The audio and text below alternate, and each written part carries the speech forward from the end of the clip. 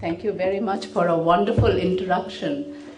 I'm sorry, like the Japanese, I have to start with an apology. My Tamil is not that good. I understand, but I cannot speak. My Norwegian is even worse. So I'm afraid I will have to speak in English. Thank you for this wonderful opportunity to be here with you. As you know, that the Tamils of Sri Lanka are very close to my heart, and they have been close to my heart for the last 30 years. There are many things that I would like to tell you this evening. It's about this book. But before I start, I just want to say one thing, and that is to express my deepest condolences and sadness about what is happening in Sri Lanka right now as we speak. About 200,000 Tamils are displaced in their own country, facing all kinds of hardship and suffering, as they have been for the last 30 years that I have been covering this conflict. In my personal lifetime, this is yet again another incident where the world does not seem to be bothering about the plight of the Tamils of Sri Lanka. And it is with deep sadness and deep regret that I, as a member of the media, stand here before you and look at how little this conflict is being covered in the world. All I can do today is to express my deepest sadness, and I wish and I hope and I pray that the suffering will end soon. Coming to this book, I don't know about you, but when I was a student in school, I hated history. It was all about mad kings going into wars all the time. And there were one date after another date to study by heart, and you had to remember it. And I couldn't see what was the point of the first battle of Panipat was fought in 1526, and the second battle of Panipat was fought in 1556, and so on and so forth. Who cares? How does it matter to my life today? This was the way history was taught to us. And today, when I am almost 50 years old myself, I realize that history is one of the most important subjects. And why is that? Because we cannot understand our present if we do not know our past. And if we do not understand our present, how on earth are we going to plan for the future? History is what teaches us. And the second thing that I would say about history is that all politicians must be forced to study history before they take politics and before they join the government. The reason this cliche exists, that history repeats itself, is because politicians have never learned either history or the lessons from history, and therefore they are doomed to repeat the mistakes again and again. And the tragedy is that we, the ordinary civilians, suffer because our politicians don't know their history. Coming to this book, I was in Svalbard actually when the book arrived, and I've just returned from Svalbard about 3 days ago. This is the northernmost inhabited part of the world. I was on an Arctic study tour.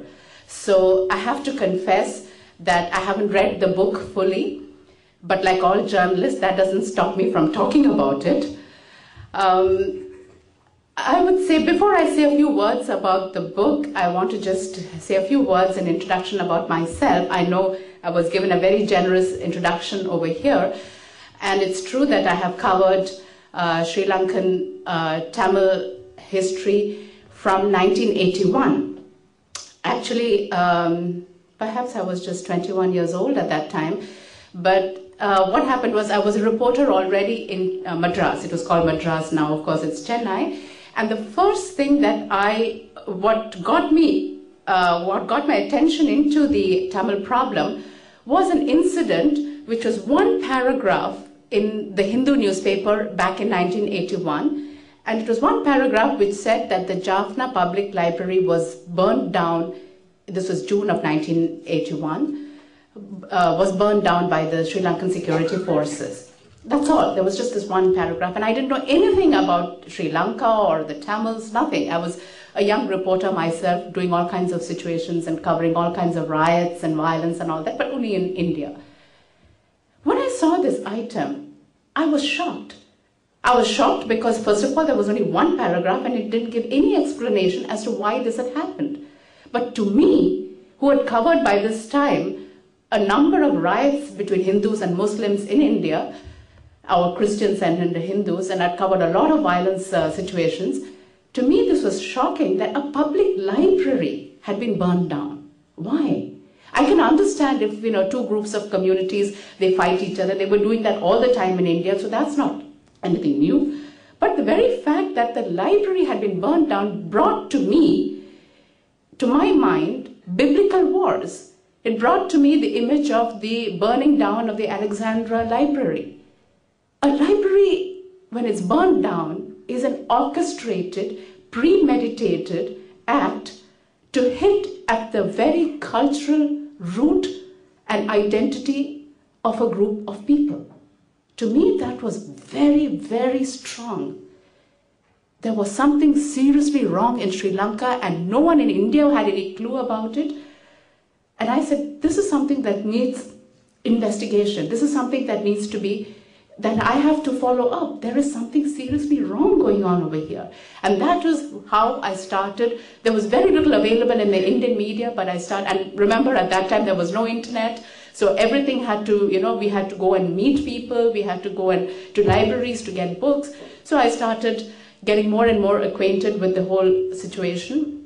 And then, of course, the 1983 riots happened, and I was there to cover that event. And my eyewitness accounts did play a certain role in India's official intervention in the problem. But I have to say this, having been an eyewitness account of what happened to the Tamils in Sri Lanka in July 1983, obviously gave me a profound understanding and sympathy for the plight of the Tamils. But at the same time, being a journalist, it is absolutely vital for me to keep talking to the Sri Lankan leaders, to talk to the Indian leaders. It is very, very important for a journalist to be seen as neutral, because that is the only way that a journalist can have credibility. You have to talk to everybody else. You cannot be identified as just being one person's spokesperson or one community spokesperson. And I always take pride in the fact that at the height, one of the worst times in Sri Lankan history was between 1987 and 1990, when the IPKF was there, because Sri Lanka was coming apart. You had the Tigers fighting the IPKF in the north, and large numbers of Tamil civilians being killed in the north, and the large number of Sinhalese civilians being killed in the south because of the JVP insurrection. It was a time of terrible blood and violence in Sri Lanka. And I felt at that time that I was able to meet all the people in the conflict. I was able to meet Prabhakaran, I was able to meet Rajiv Gandhi, I was able to meet Jayawardene, and I always valued this fact that everybody, even though everybody knew that I was sympathetic to the Tamil cause, it did not stop me from meeting the other people, from trying to explain this problem in its entirety, in its complexity. And that neutrality is something that I really value. It is that neutrality that gives me credibility. So I do look upon everything as a journalist. And as a journalist, it is very important to be skeptical, to apply scrutiny always, never to accept anything at face value. So when I get this book, I look at this book and it says Tamil in Sri Lanka, a comprehensive history, 300 BC to 2000 AD. And my first reaction is, wonderful. This is so needed. This is one of the most important things that is needed for the Tamils of Sri Lanka, for Sri Lanka. Why? Because as you know, history is so controversial in Sri Lanka. One of the first things that I came face to face when I went into Colombo to report was this whole thing about the history of the Tamils in Sri Lanka and then the Sinhalese in Sri Lanka. Who came first? The Sinhalese said they came first, the Tamils said they came first. It was like the chicken and egg problem, who came first? And I had no idea, because I'm not a historian. I'm a journalist. I don't have the expertise to know what is the reality. And from what the Tamils were saying, from what the Sinhalese were saying, to me it seemed like it was so much of legend and myth. I mean, I can go back to Ravana for all, the sense that it makes. Where is historical evidence? I never got a sense that I had any historical evidence by either of the two groups. And so what does a good journalist do? Leave it aside. This is not a subject. I'm not going to touch this subject. I don't know, and I'm not convinced. Better to stick to the reality. There is plenty to write about it. So history of this nation, of the Tamils, is not something I ever attempted, simply because there was such a dearth, there was such a shortage of material on this. So my first reaction is, this is excellent. I can't wait to get down to this. As I said, I got this only really 3 days ago, so I have not read the whole thing. So I turn the page and I go into the dedication, and the dedication, it says, dedication